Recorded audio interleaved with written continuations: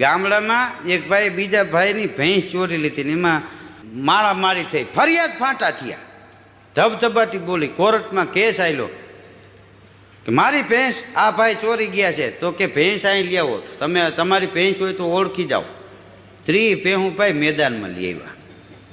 ચોરાઈ ગઈ હતી, ઓળખી ગયો કે આ ભેંસ મારી છે. તે ઓલા સામેવાળાનો વકીલ હતો ને એને ક્રોસ કર્યો.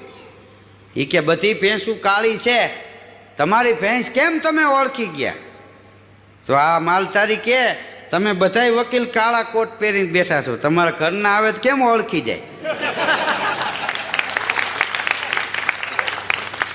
માની જવું પડ્યું. બોલો, પરિબાપુ છે જુનાગઢમાં વકીલ, એક દી સવારમાં જઈને આમ ઓફિસ ખોલી ત્યાં કાગળિયા રેલમ છેલમ. એને એમ થયું કે ઓહો કોઈ મોટી પાર્ટીનો કેસ છે, તો સામેવાળા કોઈ આ ફાઇલ લઈ ગયા છે શું? એ કાગળ બધા ભેગા કર્યા, ફાઇલ તો મળી ગઈ, બધું ગોઠવીને મૂકી દીધું.